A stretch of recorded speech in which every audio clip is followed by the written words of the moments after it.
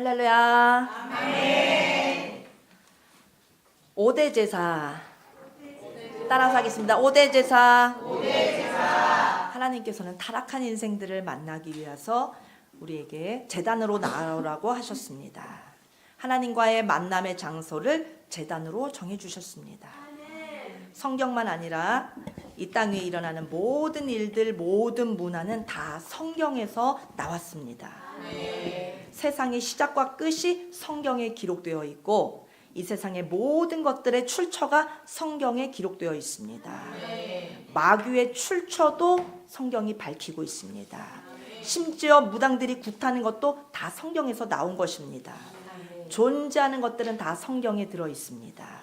하나님을 섬기는 우리 말고 마귀를 섬기는 세상 사람들도 보면 신과의 접촉을 갖기 위해서 제단을 쌓습니다. 하나님의 사람들만 제단을 쌓고 제사를 지내는 것이 아니라 세상 사람들도 죽은 사람과 죽은 부모와 죽은 조상들과 접촉하기 위해서 제사를 지냅니다.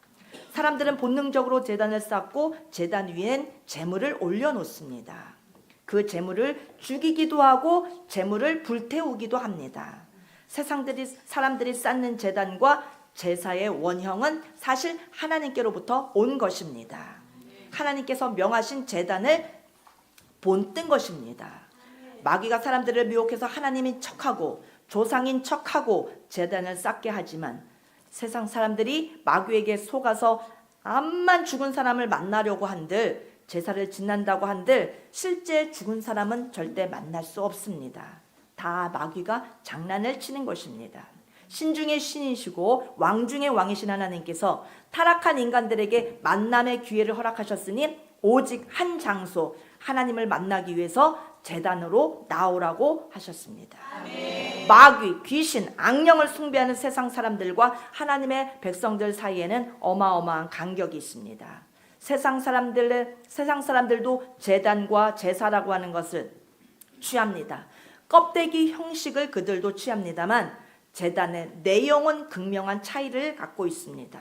우리의 제사의 내용은 오직 예수 그리스도이십니다. 아멘. 5대 제사의 내용은 온전히 예수님 뿐이십니다. 아멘. 하나님은 예수님 없는 사람을 절대 만나 주시지 않습니다. 아멘. 우리가 드리는 5대 제사의 내용이 예수 그리스도라고 하는 사실에 반해서 귀신을 섬기는 세상 사람들도 제단을 쌓고 제사를 드리지만 내용이 완전히 다릅니다. 그들의 중심에는 예수님이 없습니다. 악독이 가득할 뿐입니다. 그들의 제사에는 더러움이 가득할 뿐입니다. 더러운 귀신과 연합합니다. 더러운 악령과 접촉하는 것뿐입니다. 예수님은 십자가 사건을 통해서 단번에 5대 제사를 완성하셨습니다. 아멘. 창세기부터 요한계시록까지 성경 전체에 수많은 제사가 나옵니다만 심지어 요한계시록에도 제사가 나옵니다. 천사들이 와서 금대접을 가지고 성도들의 향을 받아서 하나님 앞에 올라가는지라 그 향이 바로 제사를 뜻하는 것입니다. 아멘. 따라서 기도의 향. 천사가 기도의 향을 받아서 하나님의 보좌까지 가더라. 이게 전부 제사 용어인 것입니다. 아멘. 창세기부터 요한계시록까지 나오는 모든 제사를 압축하면 5가지입니다. 5대 제사의 첫 번째가 번제. 번제는 모든 제사의 처음 제사이며 구원을 일으키는 제사입니다. 아멘. 원죄를 해결해 주는 제사입니다. 아멘. 그래서 첫 번째 제사인 번제가 제일 중요한 것입니다. 아멘. 번제 없이 그 다음 제사들을 드려봤자 소용없습니다. 아멘. 전부 무효가 됩니다. 아벨과 가인의 제사가 차이가 있으니 아벨은 첫 번째 제사인 번제로 드렸고 가인은 첫 번째 제사를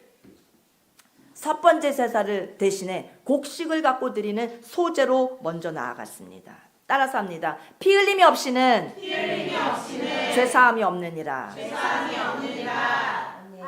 가인은 대바람 피가 없는 제사인 소제로 나아갔기 때문에 제사의 순서를 바꾸었으니 하나님께서 가인을 상종하지 않으셨던 것입니다. 두 번째 제사는 소제. 소제는 깨어짐의 제사입니다. 깨어짐의 제사. 소제는 거룩해져가는 성화의 제사입니다. 소제를 다른 말로 자아의 파쇄. 자아의 파쇄라고 합니다. 양팔천대라고 하는 권사님이 계셨습니다. 양팔천대 권사님의 간증을 지난 시간에 이어서 전해드립니다. 잘 들어보시기 바랍니다. 배울 점이 많습니다. 그분은 일제시대에 태어나서 일본식 이름으로 양팔천대라고 하는 이름을 갖게 되었습니다. 해방이 되었을 때 전부 한국식 이름으로 다 고쳐주게 되었는데 그 한국식 이름으로 고치려고 하는 그 기회, 그 시기를 놓쳐버림으로 말미암아 평생 양팔천대라고 하는 일본식 이름을 갖고 살아왔습니다. 양팔천대 권사님은 하나님의 축복을 축복을 타고 태어났습니다. 3대 기독교 집안에서 태어났습니다. 3대 기독교 가정에서 태어난 사람에게는 벌써 하나님의 복이 임하는 것이 심상치가 않습니다. 양팔천대 권사님의 아버지는 장로님이셨습니다. 얼마나 독실한 분이셨는지 아침마다 가족들을 다 불러서 가족 예배를 드렸습니다. 그런데 어린 양팔천대는 그게 너무 힘들고 싫었습니다. 매일 가정 예배를 드려야 됐고 매일 새벽마다 깨워서 교회를 데리고 가셨습니다. 토요일마다 잠자기 전에 주일원금을 모두 정성껏 준비해 놔야 했습니다. 주일날 입을 옷도 미리미리 깨끗하게 다림질 해놓고 준비해 놔야 됐습니다. 5만 가지 주일을 위한 준비를 시키다 보니까 어린 양팔천대는 너무나 교회 가는 것이 피곤하고 힘들었습니다. 날마다 아빠가 예수님과 자기를 묶어서 그냥 달달달달 볶는 것 같았습니다. 주일마다 주일학교에 다니는 것도 너무 싫어서 억지로 교회 다니고 주일학교에 나갔습니다. 나는 도대체 무슨 저주를 이렇게 많이 받아서 3대째나 예수님 믿는 집에 태어났을까? 교회 다니는 게 너무나 고달프다 보니 그것을 저주인 줄로 알았습니다. 이렇게 양팔천대 권사님이 어릴 때부터 교회 다니느라 아버지한테도 하도 잔소리를 많이 듣고 시달려서 교회만 오면 다른 기도 제목은 없습니다. 유일한 기도 제목이 있으니 하나님 제발 부탁드립니다. 살아계신지도 모르지만 하나님 저는 시집갈 때는 절대 예수님을 믿지 않는 남편 좀 만나게 해 주시옵소서.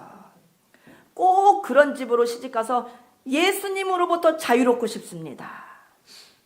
이 기도를 드렸습니다. 오직 예수님 안 믿는 좀 집에 좀 가문에 시집갔으면 좋겠다 하는 것이 기도 제목이었습니다. 아버지가 너무나 독실한 분이셨다 보니까 중매하는 분들이 사윗감을 소개시키면 다들 독실한 가정의 독실한 신자들인 그런 남편감만 소개시켰습니다. 그렇게 중매가 왔다 갔다 하는 중에 하루는 한 분을 택해서 이제 선을 보게 됐는데 그렇게 기도하고 나갔건만 세상에나 역시 장로님 아들이었습니다. 그래서 나 시집 안 갑니다. 그랬다가 그냥 아버지한테 엄청나게 혼나고 오히려 안 간다고 했다가 더 강제로 그냥 시집을 아버지께서 그냥 시집을 보내버렸습니다. 자기 친정아버지가 예수님 때문에 자기를 너무 괴롭혀서 예수님 좀 안 믿는 가정을 위해서 기도했건만 시집을 와서 보니 자기 아버지는 저리 가라. 더 지독한 교인의 그런 가정으로 시집을 오게 된 것입니다. 시아버지 되시는 분이 완전히 예수님한테 미쳐서 아예 잠도 집에서 주무시지를 않고 맨날 교회 가서 잠을 잡니다. 맨날 교회 가서 기도하다가 어느새 잠들면 그때 잠을 주무시는 그런 시아버지를 만났습니다. 그러니 시집 와서 더 죽을 맛인 것입니다. 시아버지가 부릅니다. 아가야 하고 부르면 무조건 교회이기 시작하는 겁니다. 며느라가야 준비하자 그럼 교회 가자는 겁니다.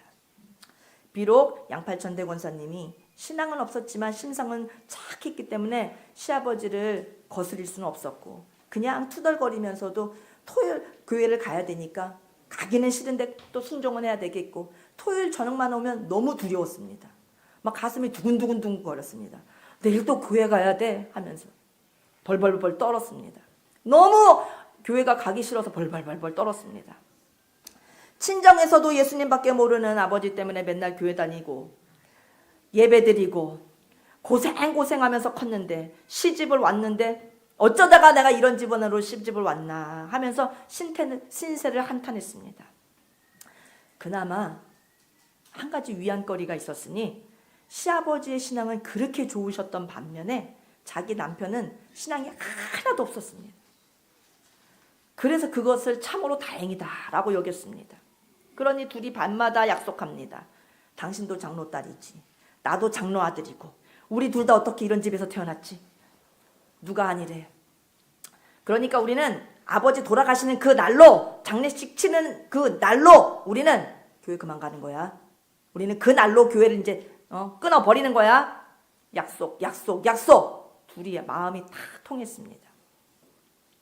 그렇게 굳게 약속을 했습니다.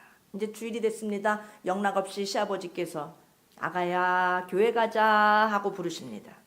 그래서 힘없이 보자기에다 성경책을 싸서는 들고 교회를 향해 아버지 뒤를 따라서 걸어가고 있었습니다.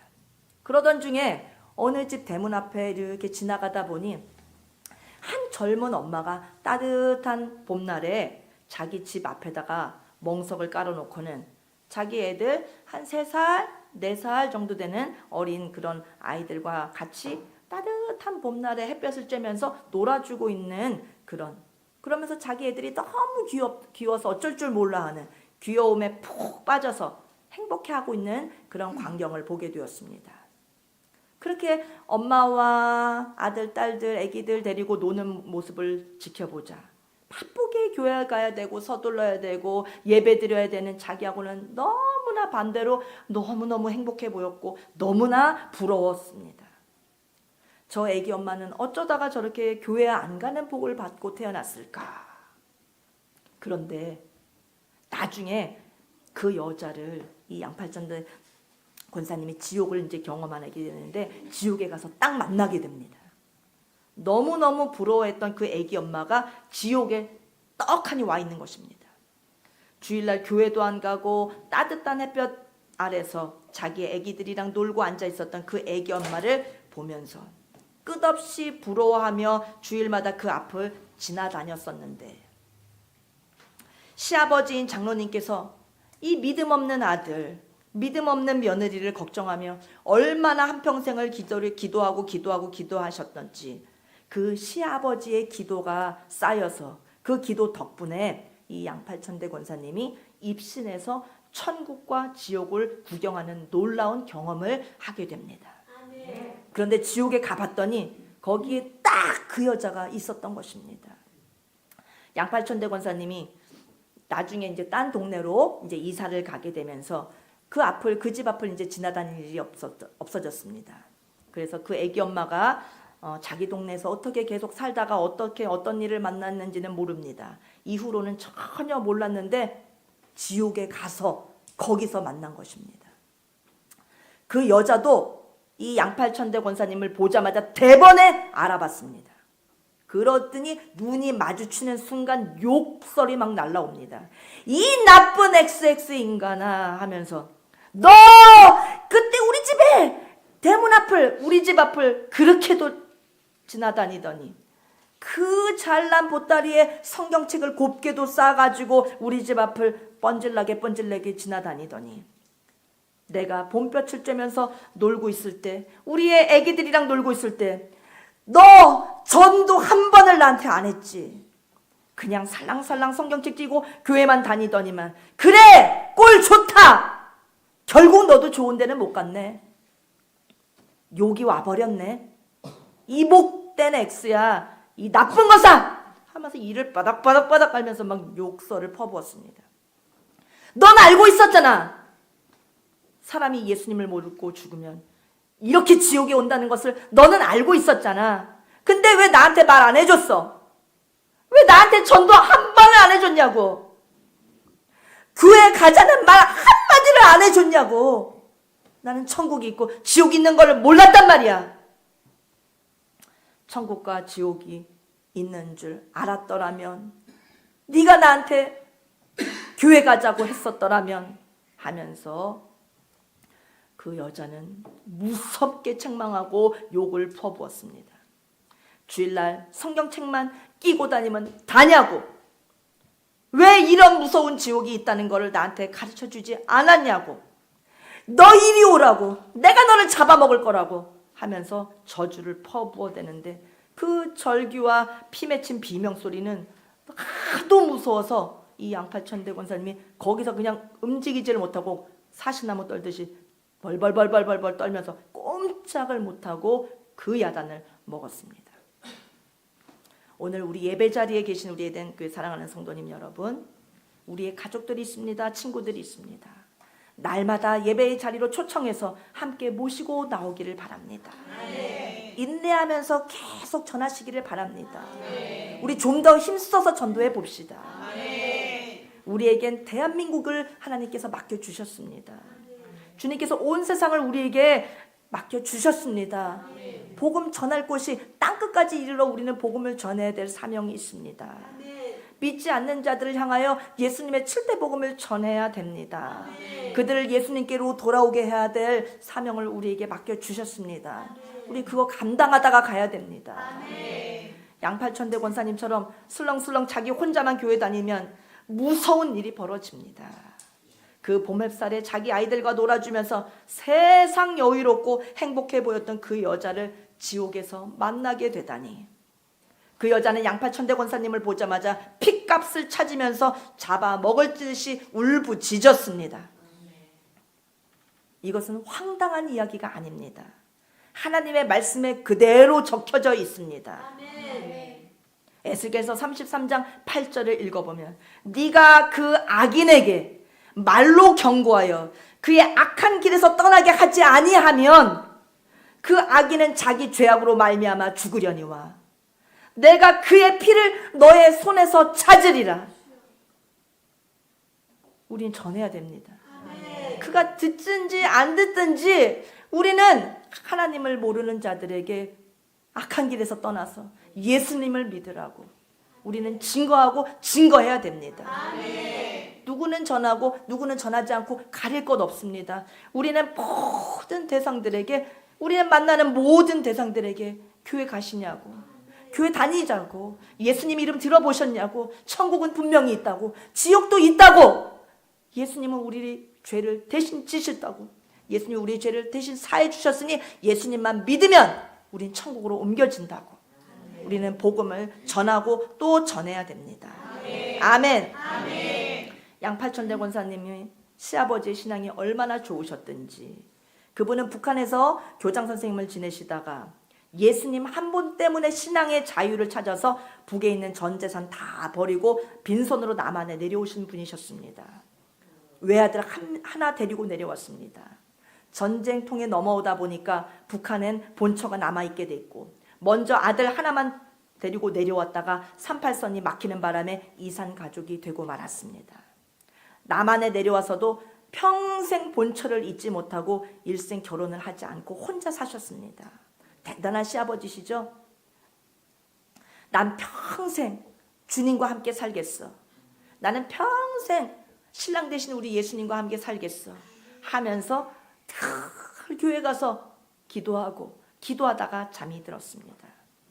남한엔 가족이고 친척이고 하나도 없는데 그런 장로님께 외동아들, 외아들이고 며느리니 얼마나 이쁘겠습니까? 양팔천대 권사님은 좋은 시아버지 만나서 시아버지로부터 사랑을 듬뿍 받았습니다.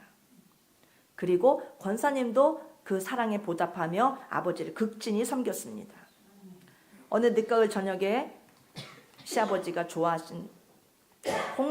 좋아하시는 홍시감을 사다가 아버님 방에 새댁인 양팔천대 권사님이 놓아드리면서 똑똑똑, 아버님 이제 출출하실 때가 되시면 주무시기 전에 홍시감을 드시고 주무세요 하고 넣어드렸습니다. 그러면 오냐 고맙다 하시고 문이 닫혀지면 사르르 몇 분 안 가서 문이 또 열립니다. 조용히 살금살금 문이 열려서 살짝 엿보면 아버님께서 홍시감을 싸들고서 조용히 밖으로 나가시는 것입니다.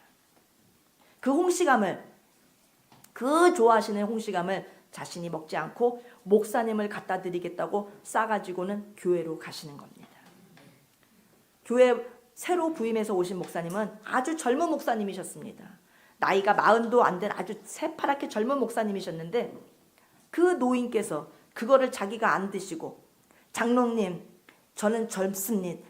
저는 갖다 드리면은 그 목사님은 그것을 사양하지 않고 장로님 왜 이 귀한 것을 가져오셨습니까? 저는 괜찮습니다.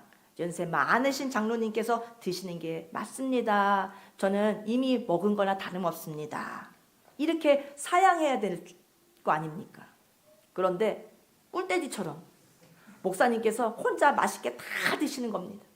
한 개도 안 주고. 얼마나 홍시감을 목사님 나이 드신 할아버지 장로님보다도 더 좋아하시면은 그걸 그냥.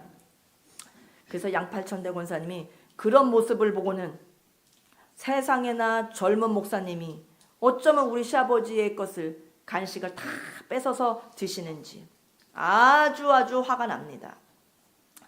그러니 그 목사님에 대해서 화가 나고 분이 나고 그러다가 씩씩거리다가 주일날 예배당에 가서 예배를 드리러 가면 목사님의 설교가 귀에 들어오지가 않습니다. 은혜가 될 리가 없습니다. 우리 아버님이 드셔야 할 홍시감을 다 뺏어 먹은 저 나쁜 목사님, 그런 마음으로 가득 차 있는데 무슨 설교가 들어오겠습니까? 무슨 은혜가 되겠습니까? 목사님이 여러분 우리는 끝까지 예수님을 잘 섬깁시다 하면, 그렇게 설교하면 에이 나쁜 목사, 속에서 반감이 올라오는 겁니다. 우리 시아버지 홍시감을 뺏으면 나쁜 목사, 이런 그런 분노가 치미는 겁니다. 그렇게 앉아 있으니 어떻게 말씀의 은혜를 받을 수 있겠습니까? 우리 에덴교회 성도님들은 목사님한테 은혜가 안 되는 분 한 분도 없으시기 바랍니다. 아멘. 성도님들이 몰라서 그런 것입니다. 목사님은 성도님들의 것을 뺏어서 드셔야 됩니다. 아멘.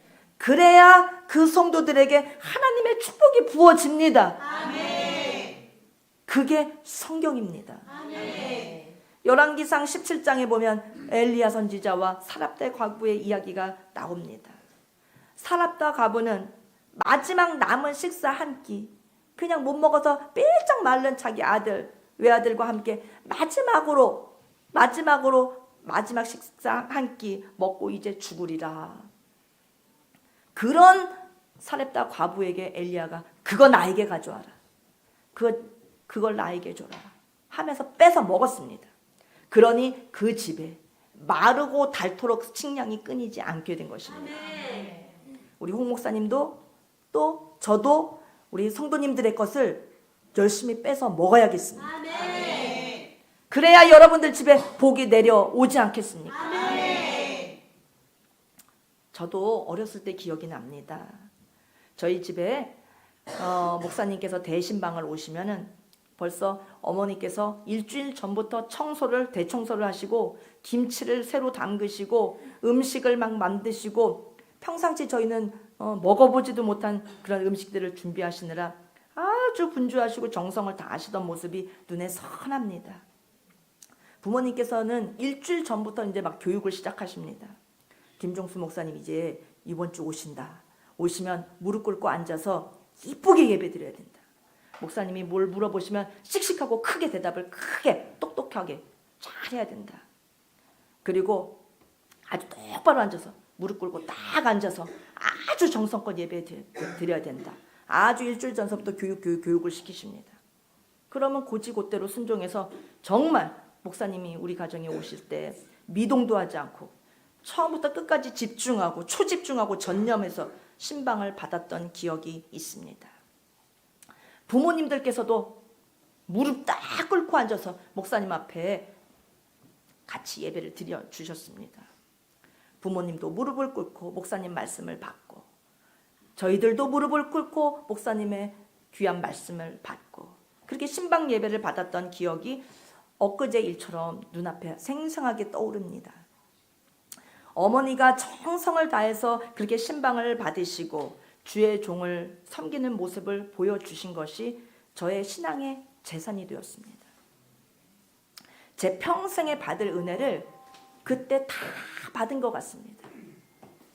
그렇게 주의 종을 섬기기 위해서 마음을 다하시는, 그렇게 애쓰시는 부모님을 바라볼 때 그냥 하늘의 은혜가 쏟아집니다. 감격이 일어납니다. 내가 어른이라면 우리 엄마를 막 칭찬해주고 싶은 마음이 막 듭니다. 제가 그런 마음을 갖고 살았는지 저희 어머니는 평생 모르셨을 겁니다. 지금은 이제 천국에 가셨으니까 다 아시겠죠? 부모님들은 자녀들에게 어떻게 하나님을 예배하고 어떻게 목사님을 섬기는지를 보여주셔야 됩니다.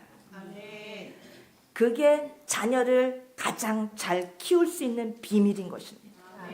아멘. 양팔천대 권사님이 시아버지한테 한 달에 얼마씩 용돈을 드립니다. 아버님, 이번 달 용돈입니다 하고 갖다 드리면 바로 그 다음 날로부터 바로 그냥 받자마자 사택행위십니다. 사택에 가서 봉투는 새 곳으로 싹 갈아 끼고 앞에다 제목을 씁니다. 하나님의 대제사장님께 바치나이다 라고 정성껏 글씨를 적어서 그걸 갖고 목사님께 가져갑니다. 그리고 머리를 조아리고 축복 기도를 받았습니다.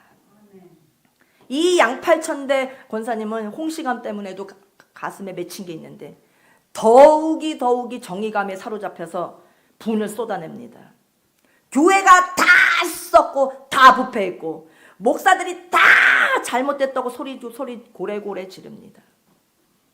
목사님은 교회가 주는 사례비만 받으면 됐지 무슨 놈의 노인의 용돈까지 뺏어 쓰냐면서 재직할 때마다 손을 번쩍번쩍 듭니다. 목사님 사례비를 지립시다! 우리 아버지 용돈 매달 50만 원을 뺏어가는 분이 바로 우리 목사님입니다. 그만큼은 감하고 드려도 됩니다. 이렇게 못된 짓을 했습니다. 이런 못된 짓을 양팔천대 권사님이 그냥 앞장서서 했습니다. 교회 안에는요 이런 분 한 3명 정도만 있으면 담임 목사님 순교하십니다. 큰일 납니다. 이런 분들 우리 에덴교회는 없어서 다행입니다. 아멘. 더 드립시다. 더 드립시다. 아멘. 권사님께서 시집 와서 보니까 다행히도 남편은 신앙이 하나도 없었습니다. 자기하고 너무 똑같았습니다. 자기도 너무너무 교회가 가기 싫은데 시아버지 때문에 억지로 가다 보니까 일주일 내내 다른 예배는 절대 안 가고 어렸을 때 너무 지쳤던 거거든요. 매일 가정 예배, 매일 새벽 예배, 이제 주일날 낮 예배만 딱 한 번 가고 아무 예배도 안 나갔었는데 그날은 시아버지가 아가야 하고 또 부르십니다. 내 소원이 하나 있다. 시아버지께서 불러 앉혀놓고는 말씀하십니다. 오늘은 꼭 나를 따라서 저녁 예배까지 같이 가자. 목사님께서 내게 간증을 부탁하셔서 내가 오늘 밤에는 간증을 하게 된단다. 시아버지가 간증 집회를 하신다니 한 사람이라도 더 착석해서 앉아서 들어줘야 되겠기에 따라갈 수밖에 없었습니다. 근데 세상에나 간증 집회에 참석해서 듣고 있자니 그 내용이 너무나 황당무계했습니다. 제가 어젯밤에도 평상시처럼 예배당에서 기도하다가 잠이 들게 되었습니다. 이렇게 시작하는 겁니다. 근데 예수님께서 제 영혼을 천국으로 불러 올리셨습니다. 시아버지께서 밤새 기도하는 중에 하나님의 은혜로 입신을 하게 됩니다.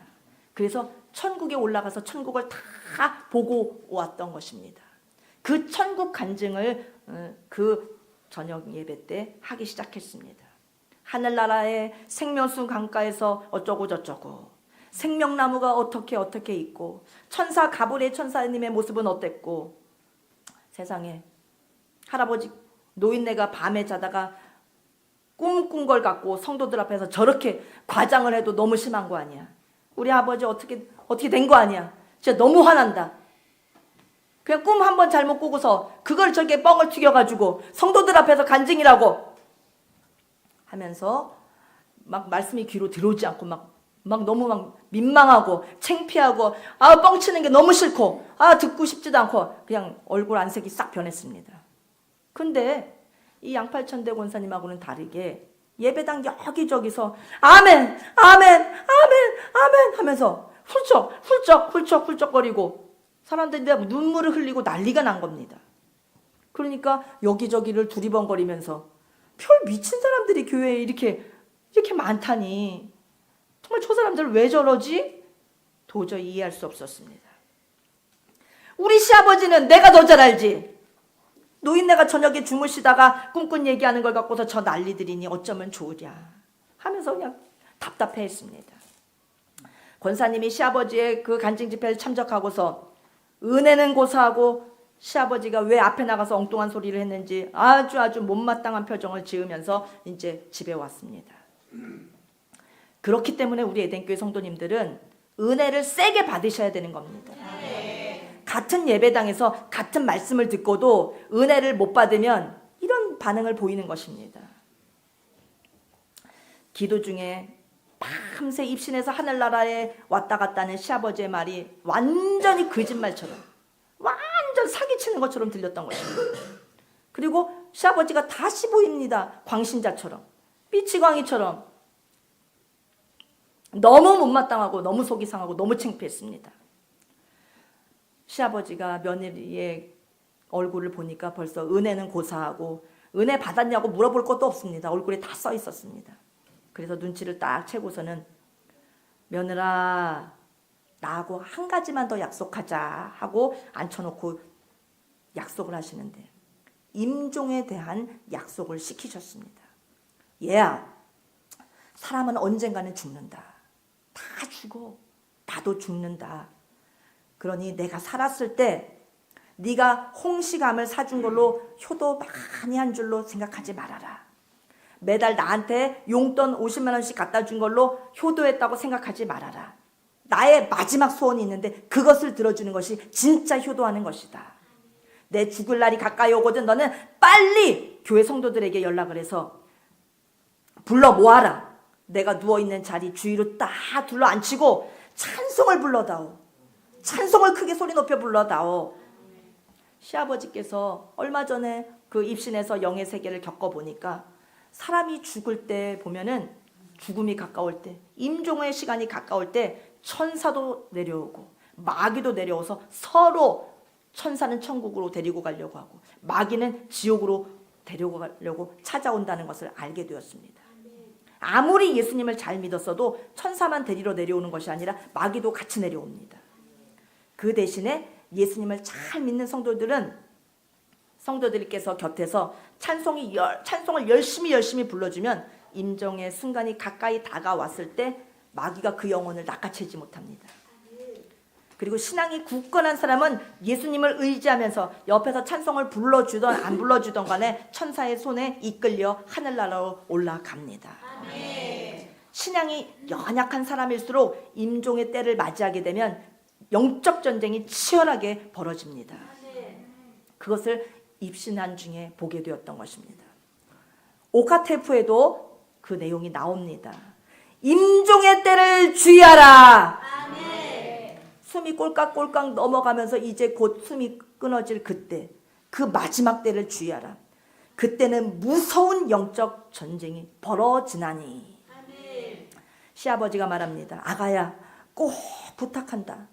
첫 번째 부탁이다. 내가 죽기 직전에 꼭 성도들을 불러 모아서 찬송가를 크게 불러다오. 둘째, 내가 죽을 때 절대 울지 마라. 절대 울지 마라. 우는 소리가 그렇게 듣기 싫더라. 기쁨의 나라, 영광의 나라, 하늘나라로 올라가는데 왜 울면서 보내느냐. 내가 죽을 때 너희들은 절대 울지 말아라. 이 약속을 시아버지와 손가락을 걸고 이 약속을 합니다. 근데 정말 몇 년이 지나지 않아서 시아버지의 임종의 때가 현실이 되었습니다. 식사를 아예 못하시고 힘이 쭉 빠지셨고 이제 3일을 누워 계시더니 곧 돌아가시게 생겼습니다. 그래서 아버님과 한 약속을 지키려고 이 며느리가 교회에 전화합니다. 목사님께 말씀드리고 성도님들께 와달라고 부탁을 드렸더니 금방 목사님이랑 성도님들이 달려오셨습니다.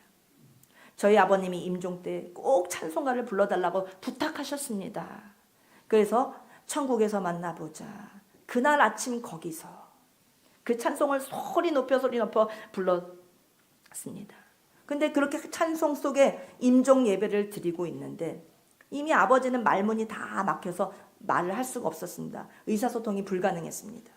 그리고 얼굴도 새카맣게 핏기 없이 다 죽어가던 그 아버님 얼굴이 어느 순간 갑자기 해처럼 환하게 빛나더니만 공중을 향하여 두 손을 번쩍 들고는 뭔가를 붙잡으려고 막 손을 휘젓고 그냥 그 밝은 얼굴 속에서 해같이 빛나는 얼굴을 하고서 손을 공중을 향해서 휘젓고 내더니 손을 탁 떨어뜨리더니 숨이 딱 멈춰버린 것입니다. 우리들에게도 다 그런 마지막 순간이 찾아옵니다. 아멘. 분명히 옵니다. 아멘. 그래서 신앙생활 잘 감당해야 됩니다. 아멘. 그리고 교회장으로 장례식을 치르는데 평생 기도하면서 사셨던 그 시아버지는 얼마나 기도하면서 교회에서 주무시면서 생활하시면서 얼마나 목사님과 성도님들을 극진히 섬겼던지 장례식이 은혜의 물결로 출렁였습니다. 완전히 부흥회하는 것 같이 은혜가 충만한 장례식. 울음은 아무도 울지 않고 그냥 기뻐서 덩실덩실 춤추며 찬송하며 그런 장례식이 치러졌습니다. 그러나 그 반대로 억지로 생활에다가 장례식을 치르게 되는 사람은 그 장례식장을 가면 하나도 은혜가 안 됩니다. 우리 에덴교회 성도님들은 앞으로 죽게 될 때, 죽어서 장례 치르게 될 때 장례식에 참석하신 모든 분들에게 오히려 성령 세례가 임하고 아멘. 방언이 터지고 아멘. 찬송이 높이 울려 퍼지는 그런 축복의 장례식을 다 하게 되시기를 바랍니다. 아멘. 시아버지의 장례식이 시간이 갈수록 너무 은혜가 되다 보니 성도님들이 이구동성으로 하는 얘기가 장로님 살아생전에 맨날 교회에서 주무시더니만 하나님이 장로님을 축복하셔서 죽기 직전에 미리 죽어서 갈 하늘나라까지 다 보여주시고 그 간증을 또 우리들 앞에서 다 듣게 해주시고 이렇게 평안히 가시네 하면서 이런 장례식은 정말 보다 이런 장례식은 처음 경험해 본다고 이야기들 했습니다. 아버지 장례식을 딱 마치자마자 이 부부가 이제 마음이 맞아서 불량스러운 그 마음으로 이야기를 합니다. 서로 눈치 보더니 야 이제 실행에 옮기자. 알았지? 알았어. 이제 교회는 그만 다니자는 겁니다. 이제 그 약속이 이제 이루어졌다는 겁니다. 그러면서 아버지의 장례식이 끝나자마자 이제 교회를 그만뒀습니다. 그 훌륭한 믿음의 장녀님의 장녀로서 자라면서도 그 믿음의 가정에서 신앙 좋은 아버지 밑에서 태어난 것을 복인 줄 모르고 어긋난 길로 갔습니다. 그때부터 양팔천대 권사님과 남편은 교회를 안 나가기 시작합니다. 아들은 한평생 아버지를 보면서 너무나 답답함을 느꼈습니다. 맨날 돈 벌면 다 교회에다 갖다 바치고 하나님께서 그 아버님의 그 헌물과 헌금을 계속 받으시면서 축복을 부어주셔서 계속 갖다 바치는데도 재산이 수십억이나 불어났습니다. 하나님의 축복을 어마어마하게 받았습니다. 근데 그 두 부부는 이제 아버지 장례식을 마치고는 아버지가 물려준 재산을 몽땅 팔아서 부천에다 큰 사업장을 차리고 큰 공장을 이제 사서 대기업을 하기 시작했습니다. 대사업을 하기 시작했습니다. 육신의 눈으로 볼 때는 이렇게 하고 저렇게 하면 이제 공장 세우고 금방 이제 돈을 끌어 모은다. 이제 우리 곧 재벌 된다 하면서 그러나 교회에 발을 끊고서 하나님 없이 하는 사업이 잘 될 리가 있겠습니까? 망하고 또 망하고 완전 폭망을 했습니다. 이유는 그 가정에 기도의 지킴이가 떠나갔기 때문입니다. 평생 가정을 지키고 사업장을 부흥시킬 수 있었던 것은 바로 아버지 장로님의 기도가 있었기 때문이라는 것을 그 사실을 이 주인공이 사라진 뒤에야 깨닫게 된 것입니다. 사업도 망하고 사기꾼들한테 사기당하고 일시에 폭망해버렸습니다. 집을 전세로 옮기고 또 사골세로 옮기고 더 이상 빚을 갚을 길도 없고 오갈 곳조차 없는 신세를 한탄하면서 양팔천대 권사님은 이제 스스로 생을 끊어야겠다 하면서 죽으려고 강물에 뛰어들었습니다. 그렇게 자살을 시도하면서 강물에 빠졌는데 하나님께서 택하신 사람은 절대 죽지 않는 법입니다. 아멘. 하나님의 사명이 남아있는 자는 하나님께서 안 죽이십니다. 아멘. 물에 빠졌는데 죽으려고 각오하면서 빠졌는데도 불구하고 본능적으로 사람 살려 하면서 막 들어갔다 물속에 들어갔다 나왔다 들어갔다 나면서 사람 살려 하면서 막 소리를 지르니까 그 옆을 또 때마침 지나가던 사람이 그것을 목격하고서는 그냥 들어가가지고 그냥 건져가지고 데리고 나왔습니다. 아니 죽으려고 들어갔으면은 그냥 곱게 죽지 왜 사람 살려라고 해서 그냥 나까지 이렇게 고생을 시키냐고 하면서 건져내놓고는 막 욕을 바가지로 퍼부었습니다. 당신 때문에 나도 그냥 다 졌고 이게 무슨 고생이냐고. 그렇게 이제 그러면서 이제 아유 재수가 없다 하면서 자기 갈 길 가버렸습니다. 어쨌든 물 밖으로 끌려 나와서는 죽는 것도 내 맘대로 안 된다 하면서 정신을 차려보니까 시간이 새벽 4시경. 새벽 공기가 너무 추워서 사병을 살펴도 어디 은신할 곳이 없는데 불빛이 빛나는 곳 단 한 곳. 교회 바로 강가 옆에 교회가 보였습니다. 그래서 그곳을 찾아 들어갑니다. 온몸이 물에 빠져서 젖어 있었고 새벽 4시니까 사람은 아무도 없었습니다. 그래서 교회 맨 뒷좌석에 앉아서 덜덜덜덜 떨면서 그냥 홀딱 젖은 채로 그냥 예배당 맨 뒤에 앉아서 떨고 있는데 1시간쯤 지났을까 이제 목사님이 새벽 기도를 이제 인도하시려고 나오시면서 불을 켜고 그제서야 성도님들이 한 사람 한 사람 모여들기 시작하더니 한 50명 정도의 성도들이 나와 앉았습니다. 목사님께서 설교하러 강대상의 땅 앞에 나셨는데 목사님이 나오신 모습을 딱 보면서 그 와중에도 이 양팔천대 권사님은 저 목사님 혹시 사기꾼 아닐까? 이런 마음이 쫙 올라오는 겁니다. 우리 교회 목사님은 우리 시아버지 홍시감 다 뺏어먹고 용돈도 다 뺏었는데 저 목사님은 좀 나으려나? 좀 저 목사님 입에서 나오는 말씀은 좀 들을만 하려나? 그렇게 쳐다보는 순간에 갑자기 강대상 위에 천장에 구멍이 확 열리더니 빛이 쏟아지는 것이었습니다. 그리고 갑자기 그 강대상 위에 구멍이 뻥 뚫리는 그 빛의 세계에 영의 세계로 빨려 들어가게 된 것입니다. 사업에 실패하고 사기당하고 다 포기하고 싶어서 죽으려고 물에 빠졌건만 그것마저도 실패해서 물 밖으로 나오게 된 자신이 너무 한심했습니다. 그런 양팔천대 권사님에게 왜 하나님께서는 끝까지 은혜를 부어주셨는지 그것은 바로 시아버지의 기도가 있었기 때문입니다. 그 이유를 양팔천대 권사님이 천국에 올라가서야 알게 됩니다. 천국에 올라가서 다시 시아버지를 만나게 되고 확인받게 됩니다. 얘야, 네가 이곳에 올라온 것은 다 내 기도 덕분이란다. 내가 세상에 있을 때 늘 걱정이었던 것은 너랑 네 남편, 니네 둘 가짜 성도들 때문이었단다. 그러니 내가 하늘나라 아버지 집에 오면서도 너희들을 남기고 오는 것이 밤에 늘 걸리고 아팠단다. 그래서 내가 하늘나라에 온 뒤에도 하나님의 보좌를 향해서 항상 너희를 위해 기도했단다. 하나님 아버지, 제 며느리 한 번만 이곳 천국으로 불러주시옵소서 라고 기도했단다. 저들에게 하늘나라를 보여주시지 않으면 절대로 저들은 하나님이 계신 것과 천국을 믿지 않을 것 같습니다. 그래서 항상 기도를 드렸더니 하나님께서 오늘에야 이 기도를 들어주셨구나. 그 물에 빠져서 죽으려고 하는 그날 입신에서 올라가서 시아버지를 만났던 것입니다. 이렇게 해서 양팔천대 권사님이 물에 빠졌다가 구출받아서 새벽기도로 들어갔던 그 교회에서 예배를 드리던 중에 아버지의 기도응답으로 입신해서 하늘나라를 보고 오게 되는 사건이 일어났습니다. 강단 위쪽 천장에 커다란 구멍이 뚫려더니 빛이 쏟아졌습니다. 그리고 이어서 놀라운 광경이 벌어집니다. 앞에 단상에서 설교를 하시던 목사님 입에서 하나님의 말씀 한마디 떨어지자마자 말씀이 한마디 하면 면류관이 탁 튀어나오고 또 한마디가 나오면 면류관이 탁 튀어나오고 한마디 하실 때마다 목사님의 한마디 속에 면류관이 나오고 그냥 면류관이 뿅뿅뿅뿅뿅 한마디 하면서 그 속에 계속 면류관이 튀어나왔습니다.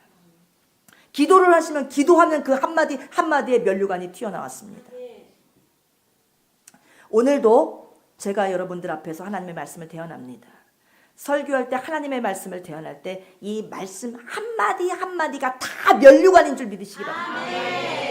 면류관 받으셔야 됩니다. 목사님의 말씀 한마디가 다 말씀이 면류관으로 바뀌더니 목사님께서 여러분 하니까 면류관이 탁 튀어나오고, 하나님께서 말씀하십니다 하니까 면류관이 탁 튀어나오고, 그러더니 맨 앞자리에 앉은 사람에게로 그 면류관이 착 가더니 그 머리에 탁 앉습니다. 그리고는 그 다음으로 그 면류관이 그 사람 머리에 씌워져서 가만히 있는 게 아니라 다시 옆 사람으로 탁 이동합니다. 그랬다가 다시 그 옆으로 이동합니다. 또 옆으로 이동합니다. 그냥 면류관이 계속 옆으로 계속 이동해서 가는 것입니다. 그런 광경을 이 양팔천대 권사님이 맨 뒷좌석에 앉아서 보고 있는 것입니다.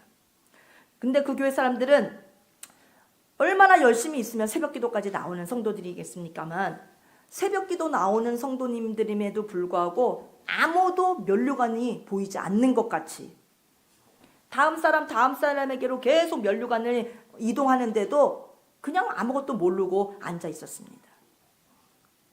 우리에게 하나님의 말씀을 통해서 내려오는 면류관을 우리는 뺏기면 안 됩니다.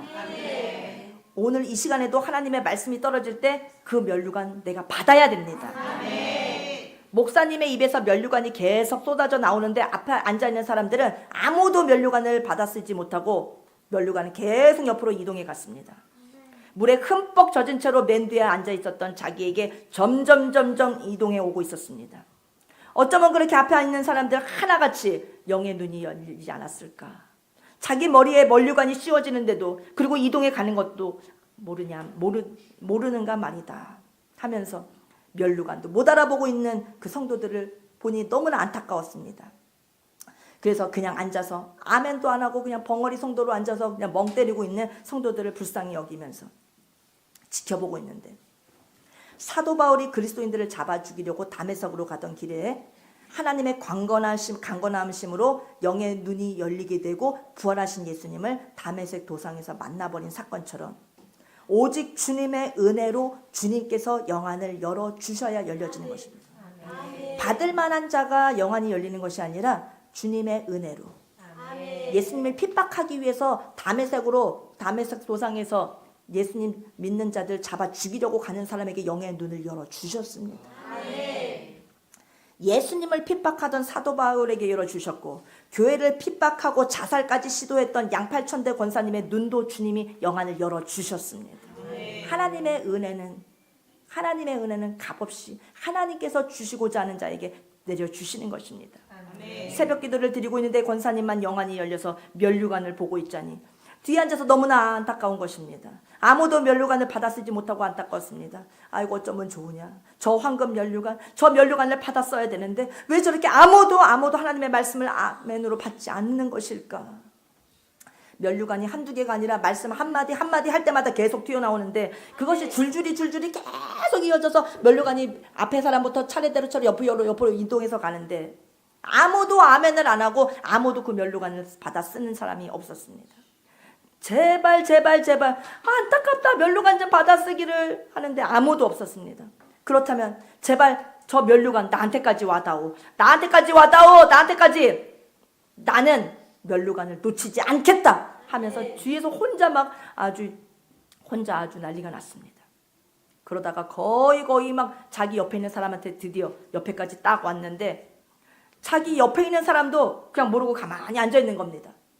자기 옆에 있는 사람도 면류관이 온지 모르고 그냥 앉아 있다가 면류관이 그 사람에게 딱 씌워졌다가 아멘 안 하고 말씀을 아멘으로 받지 않고 하니까, 면류관이 온 것도 모르니까 바로 권사님 앞으로 머리로 딱 이동하는 순간에 권사님, 양팔천대 권사님은 아멘 하면서 그 면류관을 두 손으로 딱 받아가지고는 자기 머리로 딱 잡아 썼습니다. 아멘. 다른 사람한테 이동해 가지 못하도록 잡아 당겨버렸습니다. 아멘. 우리 에덴교회 성도님들도 면류관을 잡아 당기시기 바랍니다. 아멘. 권사님이 면류관을 잡아 당기고 아멘 하니까 그 다음 면류관이 또 왔습니다. 계속해서 아멘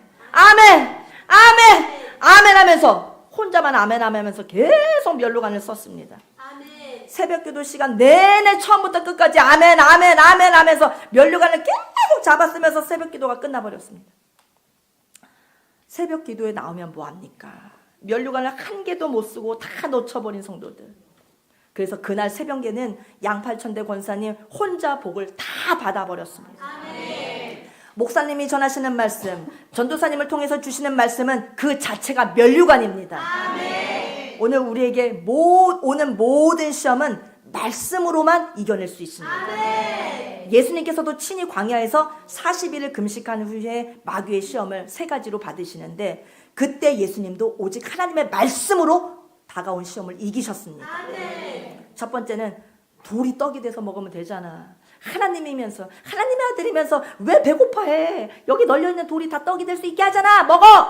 하니까 예수님께서 그때 신명기 8장 3절의 말씀을 갖고 마귀를 물리치시는데 사람이 떡으로만 살 것이 아니요 하나님의 입으로 나오는 모든 말씀으로 살 것이라 하고 기록되었으되라고 하면서 하나님의 말씀을 딱 외쳐버렸습니다.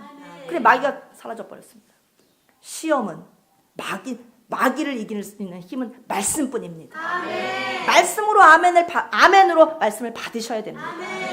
두 번째 시험 성전 꼭대기에서 뛰어내려봐. 천사들이 딱 받아줄 거 아니야.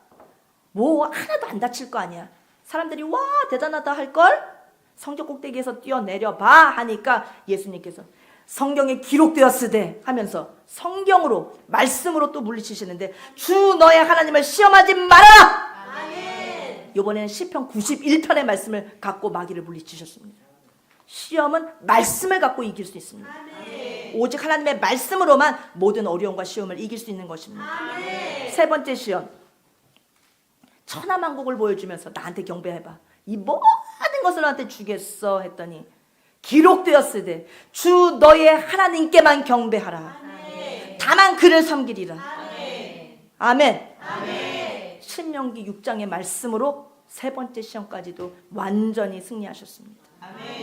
우리에게 오는 시험은 오직 말씀으로 이길 수 있습니다. 마귀는 말씀 앞에 꼼짝을 못합니다. 시험에 왔을 때 여러분 말씀을 의지하십시오. 내 생각 내세우다가는 100패합니다. 100번을 싸워본 분들 100패하고 맙니다.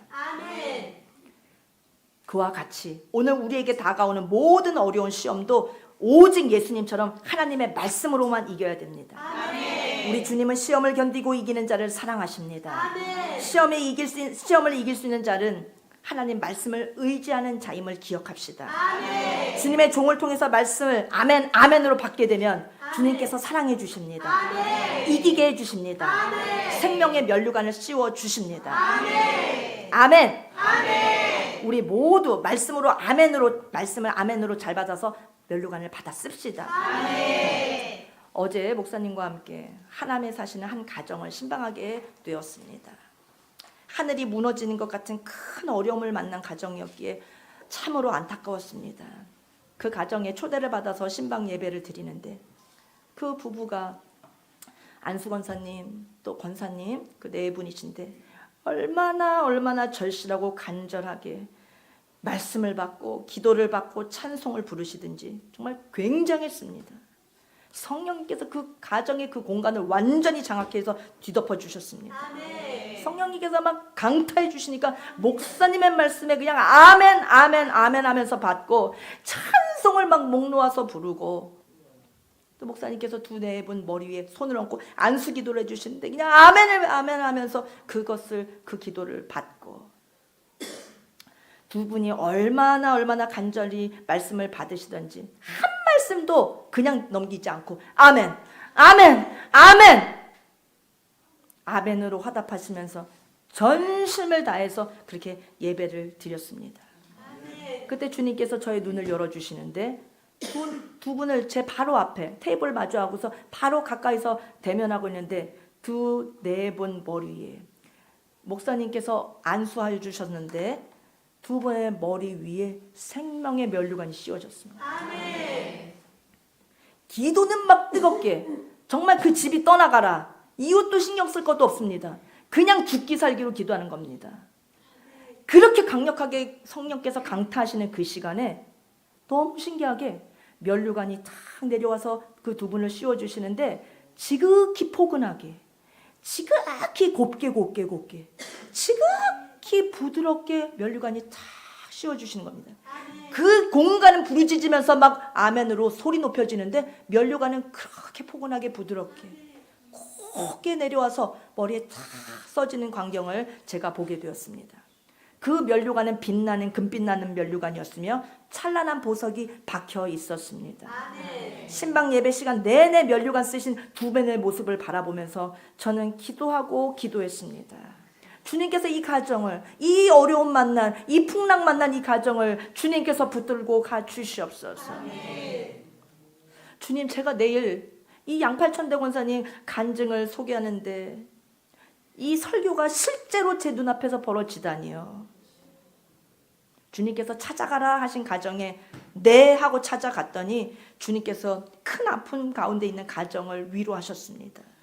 그리고 주님께서 그 영혼들을 사랑하신다고, 그 영혼들의 그 믿음, 그 환난 중에 아멘 아멘 하면서 주님을 전적으로 매달리고 의지하면서 반응하는 그 모습에 생명의 면류관이 쓰여주시는 것을 보게 되었습니다. 아멘. 말씀을 아멘으로 받는 자에게 면류관 씌워집니다. 아멘. 안 보이더라도 영의 눈이 아직 안 열렸다 하더라도 그냥 믿으십시오. 아멘. 이건 양팔천대 권사님만 경험한 것이 아니라 바로 저에게도 어저께 이루어졌던 일입니다. 아멘. 아멘. 아멘. 시험을 이기는 자는 말씀을 붙잡고 이길 수 있는, 시험을 이기는 자는, 시련을 견뎌내는 자는 주님께서 약속하신 생명의 면류관을 얻게 되는 것입니다. 아멘. 우리도 아멘으로 면류관 받아 쓰는 이 복이 임하기를 바랍니다. 아멘. 양팔천대 권사님이 참석한 새벽 기도가 마지막 시간으로 가고 있었습니다. 목사님 설교가 다 끝날 때가 돼서 마지막 말씀을 전하시는 순간에 계속 하늘에다 대고 손으로 아멘 아멘 하면서 면류관을 받아 쓴 채로 이제 목사님이 마지막 말씀을 딱 하시는 그 순간에 양팔천대 권사님이 아멘 하는 순간에 죽어버렸습니다. 정신을 잃었습니다. 바로 그 자리에서 입신에 들어간 것입니다. 그러니까 새벽 기도로 인도하셨던 본교회 목사님이 너무 놀라서 뛰어와서, 아니 웬 여자가 완전 물에 빠져가지고 귀신같이 하고 와가지고는 계속 처음부터 끝까지 아멘 아멘을 소리 지르더니 하늘에다 대고 막 허공에다 대고 손짓을 하고 아멘 아멘 하고 막 미친 짓을 하더니만 설교 끝나는 순간 죽어버린 겁니다. 그 얼마나 목사님 보니까 기가 막히고 도대체 이게 무슨 일인가, 도대체 저 여자는 뭔가 달려와서 보는데, 보통 입시는 1시간, 2시간 이렇게 짧게도 들어가지만 양팔천대 권사님이 그날 들어가셔서 3일 동안이나 그 남의 교회 가서 민폐지요. 남의 교회 가서 3일 동안 아멘 아멘 하다가 이제 그 3일 동안이나 들어가니 전혀 모르는 여자가 우리 예배당에 와가지고 3일 동안이나 안 깨어나고 있는 바람에 아주 목사님과 성도들이 당황하면서 난리가 났습니다. 근데 목사님이 만져보니까 숨은 쉬어지고 있고, 숨은 끊어지지 않아서 다행이다. 근데 통화측 교회 목사님이신데 너무 희한하게 물에 빠진 여자가 그걸 몰골을 하고 와가지고 새벽에 나와서 앉아있지만 맨 뒤에서 그냥 계속 손을 뻗쳐대면서 그냥 막 땡기고 하더니만 마지막 말에 그냥 기절해버리니까 도대체 이게 어떤 거인가, 막 아무리 막 두들겨 패고 막 따기를 때리고 막 깨라고 해도 막 미동도 하지 않고 그러면서 그렇게 흔들어도 소용이 없었습니다. 일어나질 않았습니다. 하늘나라로 영원히 올라갔기 때문에. 그런데 죽은 것 같은 그 사람이 입으로는 계속 떠드는 겁니다. 별하별 얘기를 그 입에서 계속 하는 겁니다. 쏟아냈습니다. 주님 하고 부르고, 그 입신된 상태에서 하늘나라의 광경을 다 중계방송하고 전하고 있었습니다. 하늘나라에서 보게 되어지는 그 광경들을 전부 다 입으로 다 말했습니다. 생명나무들을 보고 놀라워하고, 자기 아버님을 부르면서 아버님 하면서 막 좋아하고, 또 주기철 목사님 여기 계셨어요 하면서 막 주기철 목사님 이름도 부르고 난리가 났습니다. 그리고 12사도들의 이름도 막 부르고, 모세 선지자님 반갑습니다 막 하고, 천사들이랑도 막 이야기하고 계속 입으로 그것을 막 떠들고 있었습니다. 몸은 죽은 것 같이 되어져 있는데 입으로 계속 무슨 천국의 그 광경을 떠들고 있었습니다. 신령한 영의 세계를 전혀 모르는 그 점잖은 통합측 목사님이 그가 계속 3일 밤낮으로 천국을 중계방송하는 그 까닭에 그 입신의 현장에서 난생 처음으로 입신이라고 하는 이런 영의 세계가 있구나 라고 목격하게 되었습니다. 그때 양팔천대 권사님이 입신해서 자기 시아버지를 천국에서 만나게 됐습니다. 아버지 장로님께서 내가 죽어서 천국에 오니 제일 마음에 걸리는 것이 바로 너였단다. 그래서 내가 너를 위해서 기도하고 기도했단다. 주님이 오늘 내 기도를 들어주셨다. 그래서 오늘 불러 올려주셨구나. 할렐루야. 너는 이 아름다운 하늘나라 곳곳을 다 구경하고 다시 세상에 내려가거든 내 아들한테 꼭 가서 나 아버지 만나고 왔어 하고 전하면서 남은 생에 너네 둘은 절대 복음만을 전하면서 복음을 힘쓰다가 나중에 주님께서 오라고 하실 때 그때 복음 위에서 살다가 다시 오렴. 꼭 죽을 때까지 복음만 위해서 살아야 된다. 시아버지의 말씀을 쭉 들으면서 있다가 시아버지한테 이제 묻게 됩니다. 근데 아버님 돌아가시기 전에 제가 아버님과 한 약속을 잘 지켰습니다. 아버님 돌아가시기 전에 찬송 불러달라고 하셔서 제가 목사님 부르고 성도님들 모셔다가 찬송을 불렀지 않습니까? 그래 맞아. 그때 그 찬송 너무 고마웠다. 너무 고마웠다. 네가 나하고 약속을 지켜줘서 참 고맙다. 근데 아버님 저희가 천국에서 만나보자 하면서 찬송 부를 때 왜 하늘로 두 손을 높이 쳐들고서 계속 뭔가를 허우적거리면서 잡아당기셨습니까? 이렇게 물었더니 그거 내가 얘기해 줄게. 너희들이 와서 찬송을 부르고 있는데 갑자기 하늘문이 열리더니 빛이 쏟아지면서 황금마차가 나를 데리러 내려오는 광경이 보였단다. 황금마차가 너무나 아름답고 눈부셔서 나는 저 황금마차를 꼭 타야 된다. 나는 저 황금마차를 놓치면 안 돼. 저 황금마차 나는 저걸 타야 돼. 근데 그 황금마차가 다른 집으로 갈까봐 저거 딴 데로 가면 안 되는데 나 저거 타야 되는데 하면서 그 황금마차를 꼭 붙잡고 나는 놓치지 않겠어 하면서 그런 생각에 내가 황금마차 붙잡으려고 그렇게 잡아 당겼던 것이란다. 그리고 천사들의 인도함을 받아서 이곳을 오게 되었단다. 이제 양팔천대 권사님도 천사들의 인도함을 받아서 여기저기를 구경하러 다닙니다. 생명나무 강가도 가보고 하늘나라 생명책도 천사들이 보여주었습니다. 생명책에는 구원받은 사람의 명단이 쫙 적혀 있습니다. 그 생명책에는 주님을 위하여 수고한 모든 수고도 다 기록되어 있습니다. 수많은 기록들이 적혀져 있는데 심지어 어떤 것까지 기록되어 있냐면 양팔천대 권사님은 정말 자기는 천국에 가서 정말 까무러칠 뻔했다고 합니다. 그 생명책을 보면서 세상에서 잘못했던 것들, 도둑질한 내용들이 세세하게 다 기록되어 있는데 어릴 때 시골에서 살 때 친구들하고 숨바꼭질하고 하면서 놀 때 남의 집 대문에 뒤에 가서 몰래 숨어 있었을 때 그때 그 집 앵두가 다 익어서 그 앵두나무 가지가 이렇게 늘어져 있는데 그 숨어있는 그 앞에 앵두나무 가지가 이렇게 늘어져 있길래 그때 그 앵두를 따서 먹었는데 그것까지도 도둑질 이렇게 적혀 있더랍니다. 양팔천대 권사님이 이 땅에 있을 때 그거를 회개 안 했기 때문에 그게 적혀 있는 것입니다. 남의 집 앵두 하나를 따먹은 것이 도둑놈 이렇게 적혀 있었던 것입니다. 생명책에는 그렇게 세세하게 행위가 다 기록되어 있습니다. 주님의 눈을 절대 어떤 것도 속일 수 없습니다. 그 다음에 잘한 것에 대해서도 세세하게 적혀 있었는데 하루는 목사님 사택에 갔더니 목사님 아들이 대문 밖에서 학교는 가지 않고 책가방을 맨 채 울고 앉아 있길래 너 왜 우냐? 왜 울어? 들어가자. 내가 아빠한테 죽어요. 그러면서 안 들어가면서 계속 울고 있었답니다. 그래서 왜 우냐 했더니 아빠가 돈을 안 주시면 학교에 가면 선생님한테 매맞고 혼나는데 그러면 학교를 가기 싫어요 하면서 막 울고 있었다.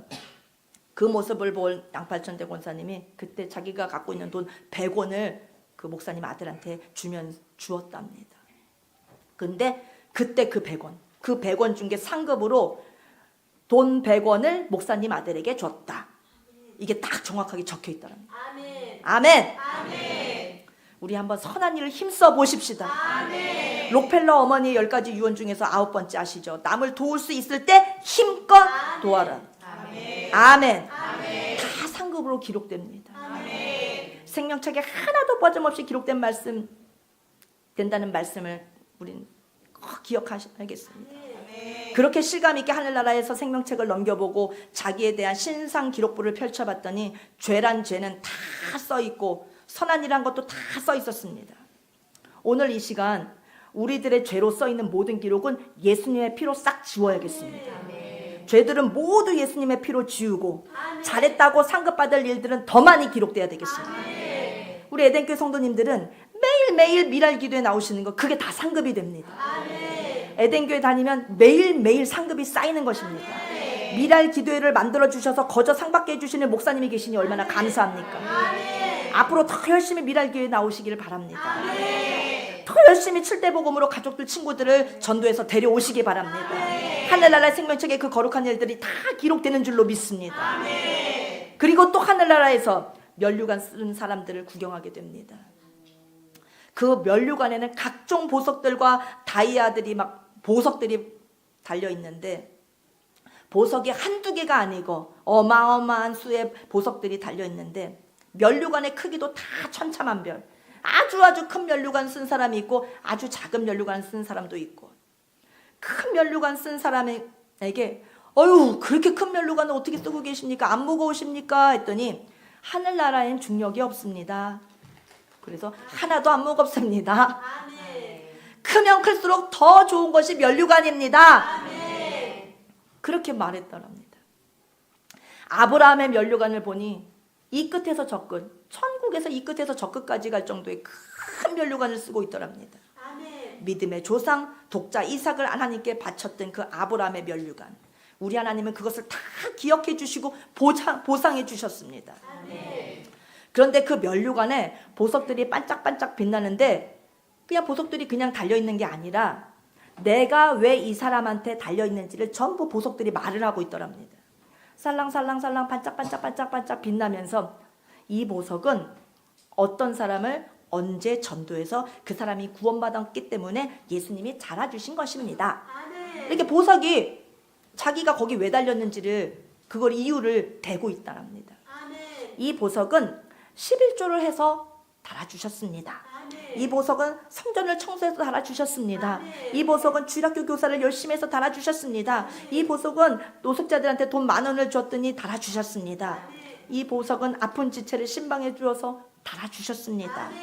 이 보석은 성경을 열심히 읽었더니 달아주셨습니다. 하면서 그 면류관에 달려있는 보석들이 다 서로 자기가 왜 거기에 달려있는지를 이야기를 하더랍니다. 영원히 자기의 그 이유를 달하면서 매달려 있는 것입니다. 그 소리가 시끄러울 것 같죠. 아우 귀찮아 그 시끄러운 소리 그걸 언제 다 듣고 있어. 천국에는 소음은 없습니다. 아름다운 음악 같고 완벽한 조우고 소음도 되지 않고 그냥 귀에 좋고 들어도 좋아도 생명이 오히려 더 살아 숨쉬게 되는. 천국은 이 세상 것으로 표현할 수 없지만 그렇게 출처를 왜 달게 되는 그 원인을 다 밝혀내는 보석들의 소리가 들려질수록 더 은혜가 넘치고. 우리 에덴교회 성도님들 모두 다 하늘나라 가면 꼭 면류관 받으시기 바랍니다. 그리고 그때 가서만 받으실 것이 아니라 지금부터 받아야 됩니다. 말씀을 아멘으로 받으면 면류관이 씌워집니다. 양팔천대 권사님이 입신해서 목격한 광경을 저도 어제 봤다고 말씀드렸지 않습니까? 우리 모두 열심히 전도해서 면류관 크게 만듭시다. 우리 모두 생명의 면류관, 의의 면류관을 꼭 받아 씁시다. 우리 모두 주님을 사랑해서 시험을 말씀으로 이겨서 면류관을 받아 씁시다. 지금도 양팔천대 권사님이 살아 계십니다. 지금도 나이가 95세쯤 되셨는데 지금도 살아계셔서 증언하십니다. 하늘나라가 있다는 것을 믿으십시오. 뿐만 아니라 하늘나라를 소망하며 사시기를 바랍니다. 예수님을 믿으면서도 소제를 못 드리고 5제 제사를 통과하지 못해서 개떡같이 살면 절대 안 됩니다. 5대 제사가 레위기 성경에 써있다고 하는 지식적인 믿음만을 간직할 것이 아닙니다. 복음 속으로 소제 속으로 들어가야 됩니다. 깊이 들어가서 소제의 삶이 우리에게 이루어져야 됩니다. 성령님을 만나고 체험해야 됩니다. 아멘. 따라서 합니다. 가루가 되자. 고운 가루가 되자. 소제를 드리자. 5대 제사를 드리자. 아멘. 기도하겠습니다. 빛난 면류관 받아쓰기까지 주님 최후 승리를 얻기까지 주님의 십자가를 사랑하는 우리 에덴교회 성도님들이 다 되게 주시옵소서. 주님께서 십자가상에서 단번에 이루신 5대 제사를 통해 예수 그리스도를 더욱더 깊이 알아가는 우리 성도님들이 되게 하여 주시옵소서. 반드시 소대에 다 도달할 수 있게 하여 주시옵소서.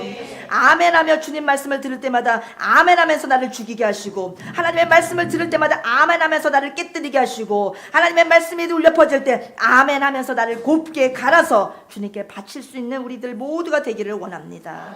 주여 빛난 면류관, 생명의 면류관을 받는 주인공들로 축복해 주시옵소서. 예수님의 이름으로 기도하옵나이다. 아멘.